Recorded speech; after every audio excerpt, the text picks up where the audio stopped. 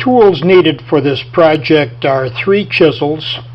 This is a 60-degree V-tool that is about a 1/4 inch wide. This is a fishtail gouge. It doesn't need to be a fishtail. That's the enlarging as it gets to the end. It's a 1/2 inch wide. It's a number 3 sweep. This one is about 3/4 inches wide. It's a number 5 sweep. Anything close to this will work for the project. Basswood, it measures 5 3/4 by 7 1/4. It's 3/4 of an inch thick. A mallet, if you need it for control or for power. Now when you're doing a relief carving, here I emphasize the grain so you can see it. We're going to be carving from this side. So it's best to carve from the heart side, where the heart of the log would be here, and the grain is running this way. You do that to get the least amount of warpage. If you were to carve on the other side, it would tend to warp more as it relieves the stress in the wood. We've already got the photograph of the horse, and from the photograph I traced a pattern. The pattern is drawn to size. To transfer that pattern, we're going to use carbon paper, and I like the true carbon paper, not the grease paper. The carbon paper is put onto the wood, and then the pattern on top of that, and just trace around the pattern to transfer it to the wood.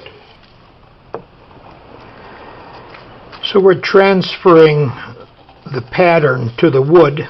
I've got the carbon paper underneath the pattern, and I'm just tracing over the pattern.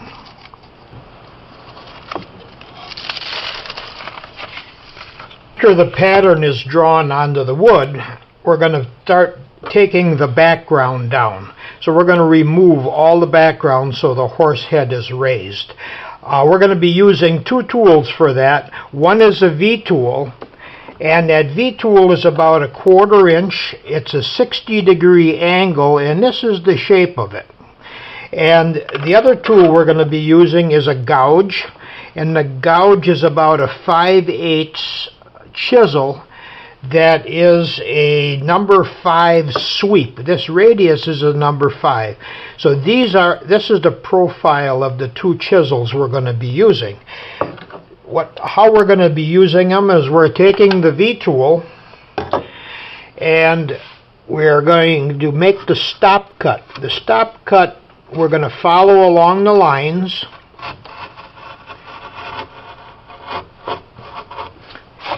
making a cut here so we can remove the background without disturbing the horse itself, the line that we have here. Just take and make several cuts, stop cuts. Then we take the chisel, number 5 sweep chisel, and we cut down to almost to the bottom of the stop cut. We want to make that background deeper, so I go with the V-tool again and make that stop cut deeper. Then I go with the chisel, the number 5 sweep, and see what happened here. I was going a little deeper than the stop cut, and it wasn't, chip was hanging on. So you don't want to go quite as deep as your stop cut. That keeps the background in your carving clean. Otherwise, if you go deeper than your stop cut, your carving starts getting fibers all over it. Notice the direction that we're going. We're going in the direction where we are compressing the grain. So it's like the paintbrush example, where the fibers in the wood are like bristles on the paintbrush, and you get a smoother cut if you're going in this direction because you're compressing the bristles, where if I was to make the stop cut in this direction, I would be pulling those bristles out. So if I'm coming down in this direction, it would want to split into the horse head.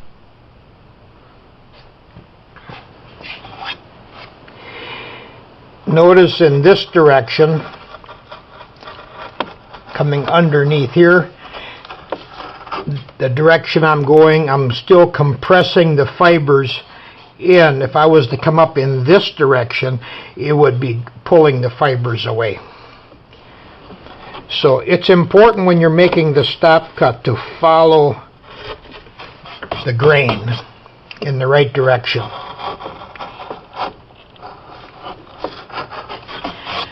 Now you notice when I'm making the stop cuts, I'm not following the lines very close.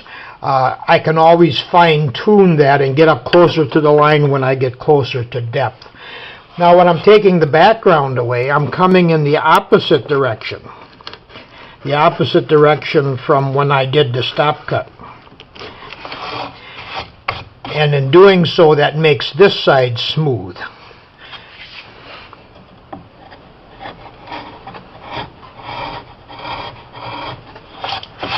So we're going to keep repeating this process of doing the stop cut and going with the number 5 gouge until we get down about halfway through the wood.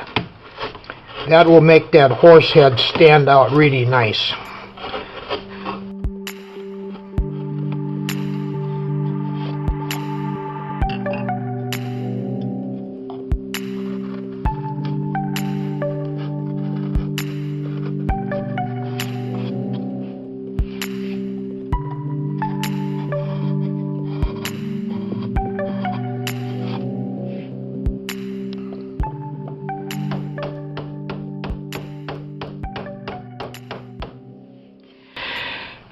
Another tool that we can use is a mallet.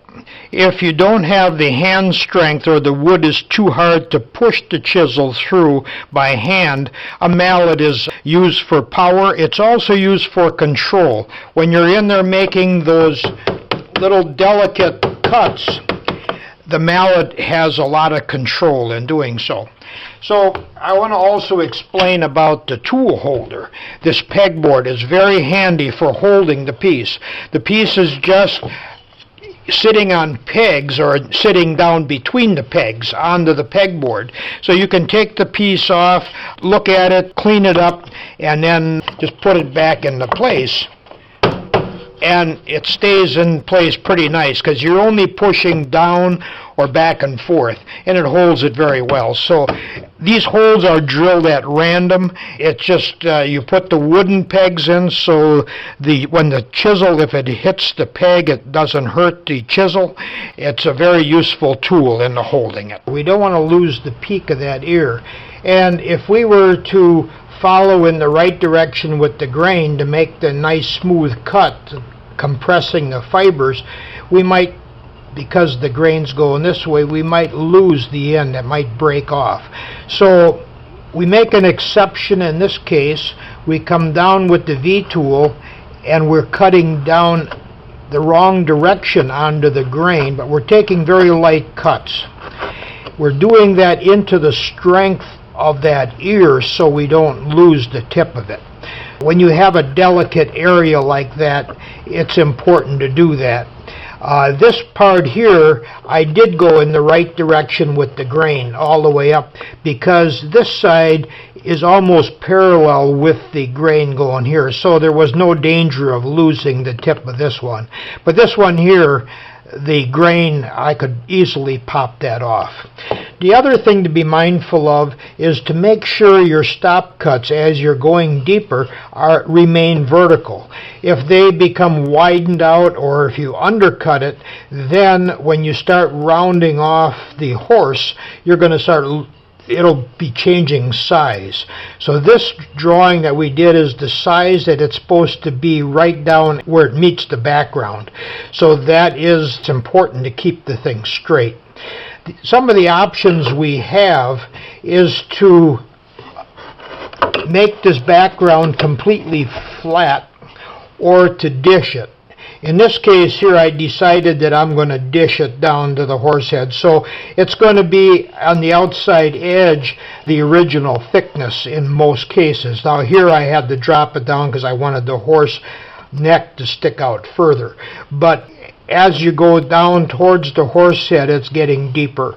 Right next to the horse head, in most of these cases, it's going to be about half of the wood thickness. There are two different ways that you can do stop cuts. The V-tool is what we've been using, and the other method is a plunge cut, to where you can take and drive the chisel down straight right on the line.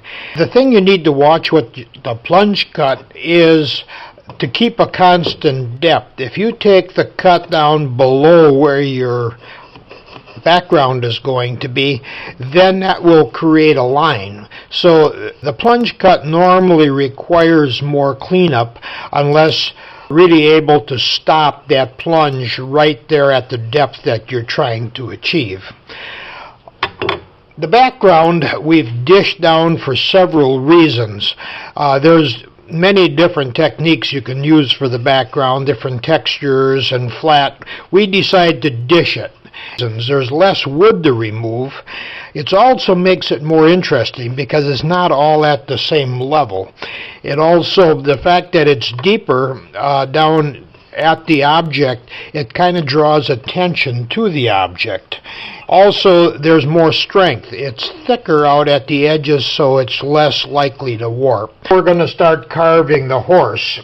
We're going to use the same V-tool and the same chisel, number 5 chisel, but I'm adding to it a number 3 sweep. Number 3 sweep is almost straight across. It has a little bit of a curve on it. It's a fishtail because it comes on out, and it's about 3/4 of an inch wide. I'm using it as a little flatter tool to help do the rounding. Notice the direction I'm going on the grain is still for that same reason, to compress the fibers. But before I get too far down here and lose my drawing, I'm going to put in the lines for the hair, the mane. Always be mindful of the direction of the grain. I'm not going right up to my lines. I'm going to leave them in there a little bit. The mane doesn't really stick out from the neck that much, so I don't need to make these stop cuts that thick.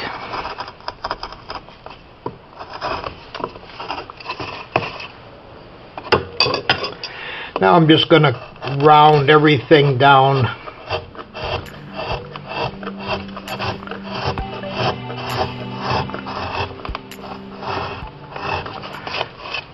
Up here where the ear is, I'm going to take that V-tool and make that stop cut so I can round that head off and still keep that ear sticking out.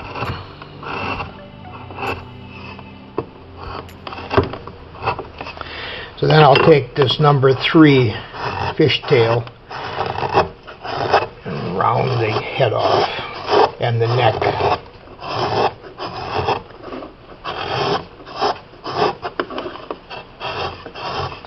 I'll round it just about down to the tips of the hair. And right now I'm not going to put the texture in. Now working on the underside of the neck, there's a little jaw line.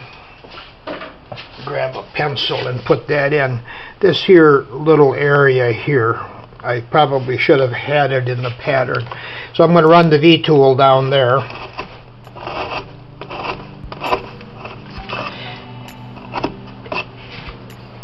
Then I will round the bottom side of the neck off.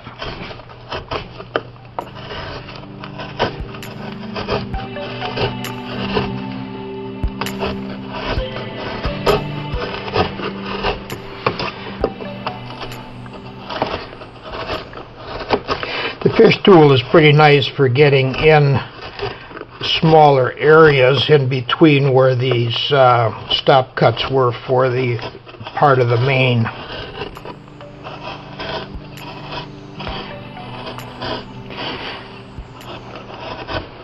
I'm rounding it almost all the way down to the background, leaving just a little straight portion to cast a little harder shadow, so to make it stand out from the background a little bit. Now this part of the head, I'll also round that. Coming around here, the underside, and then the jaw sticks out a little bit further here.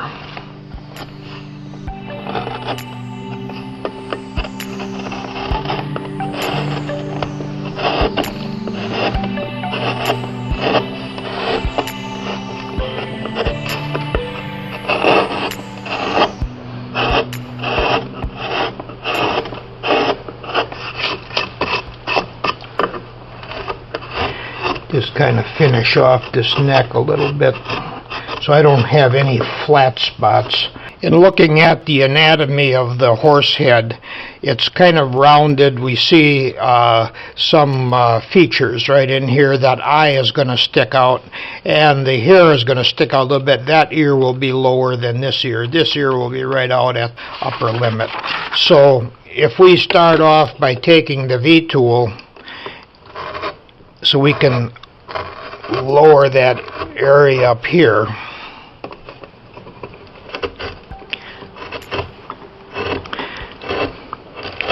So the ear is going to be the lowest, then this here, and then that other ear towards the front.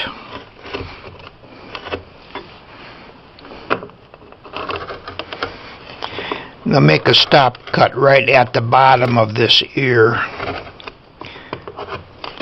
And the head is going to be, the front of the head sloped that way.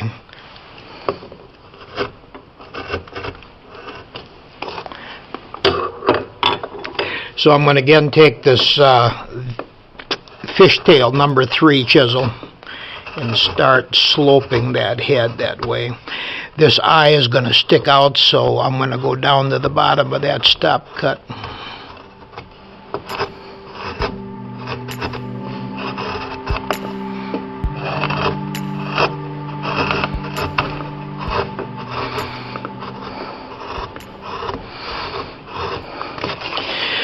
Refer back to the photograph.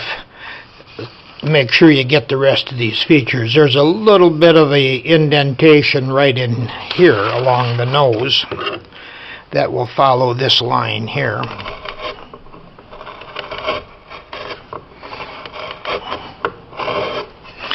And before we slope the nose down, round it around a little bit, let's dig in for the nostril. The nostril, otherwise if we round it over first, we'll lose our drawing for the nostril. So let's go in a little bit deeper on this nostril.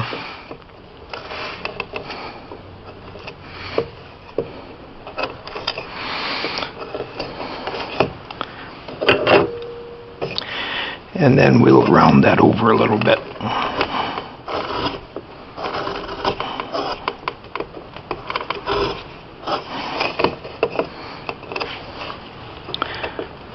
I'm just going to take the corner of my fishtail.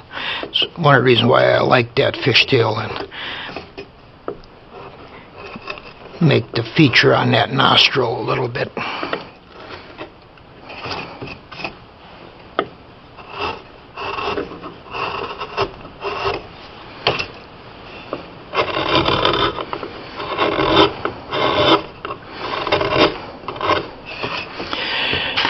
Now if we look at the photograph again, we can see the top of the eye sticks out, the underside of the eye is in, so that eye is really sloping in. So let's take and make a stop cut on the underside of the eye, like that. And I'm going to make that stop cut fairly deep.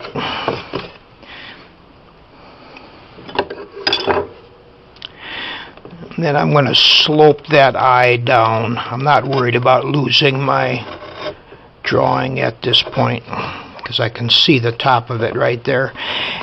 And now because the bottom of that eye, we've got the eye sunk in, but we need to take up this channel here. So we'll carve that channel right down to the bottom of that stop cut at the bottom of the eye. Now to finish that off, I've got it rising here. We need to come straight out, so I'm not deep enough right at this point here. So I'm going to make that a little deeper, and I'm not going to worry about this line here. I'm going to redraw that in.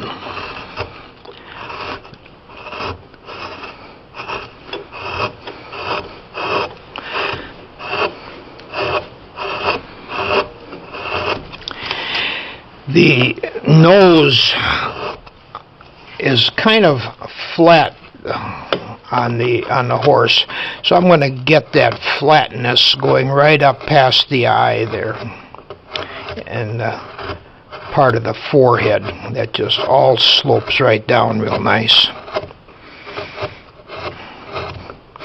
When you run your hand on the nose of a horse like that, you'll feel that it's not really flat, but there's a flatness to that nose. And now we'll just work on the side of the nose here. So I'm going to go back now with this number 5 gouge that we used on background, and I'm going to run that up alongside the nose here, right here. Just to get some rounding going on there.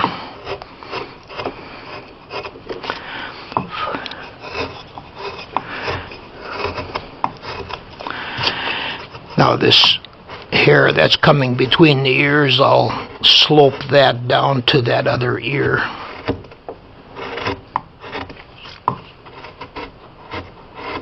We see that we have the structure of the eye a little bit deeper underneath there, but we need to make a line here. We need to cup the ears out a little bit around the mouth, the hair detail. So for that, we're going to use the V tool. And just making a slight cut here above the eye. Now here I'm not worried about direction because I'm going cross grain and I could go either direction.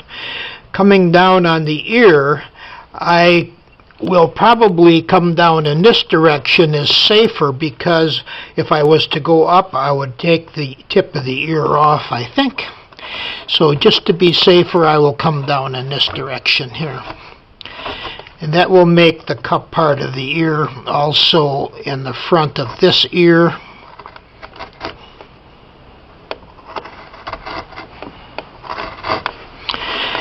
And because that ear is on the other side of the head, I'm lowering it down because the top part of the ear has to be lowered. Also here on the mouth,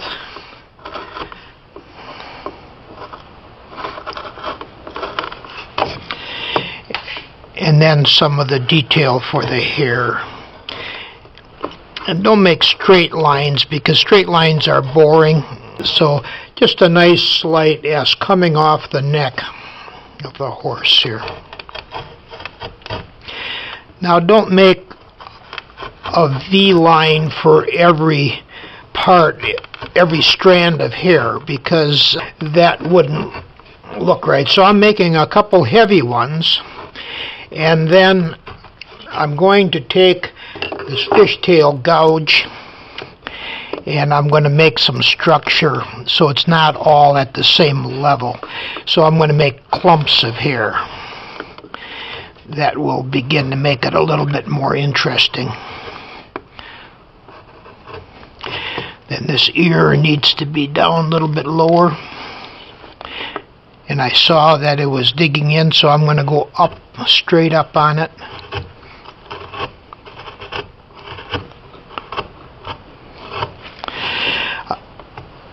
I have to make I didn't make the V-tool gouge deep enough here, so I'm going to drop that down a little bit more on the ear like that. And the back of this ear to be rounded a little bit. And then this part of the ear needs to be lowered a little bit to get a little bit of a slant. Now I can take off some of my construction lines that I had.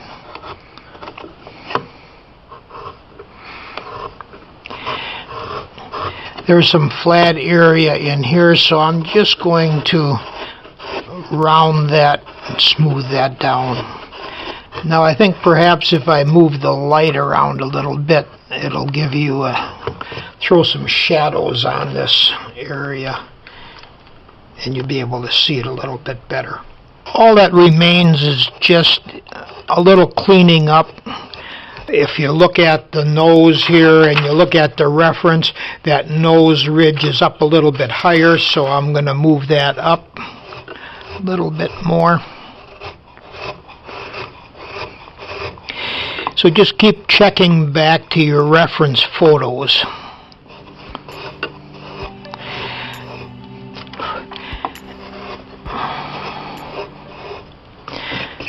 The background can be treated in several different ways. You can make the background rough. That will make carving stand out a little bit more, some sort of a texture in the background. I'm going to choose to leave it smooth. To smooth it off using the number 3 gouge. Number 3 gouge is quite flat, so I'm just going to go and just smooth off the background. Edges right here where the carving meets the background can also be undercut. If you take the V-tool and slant it, you'll be able to do a little undercut. What that does is that casts a little harder shadow, making the carving appear to be out away from the background a little bit more. In this case, I'm not going to undercut it. I'm going to keep it straight down.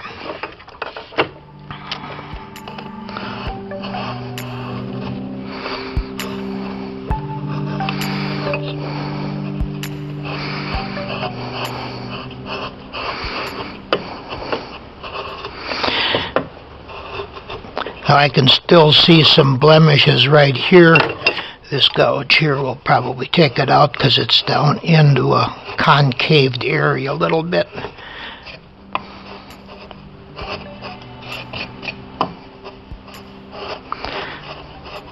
So that's what the finishing consists of, just going around and smoothing things off, cleaning up any whiskers that you might have left behind.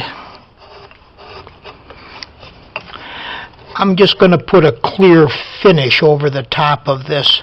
It can be stained. You can sand it if you want. I choose not to sand most of my carvings. I like to finish better without the sanding.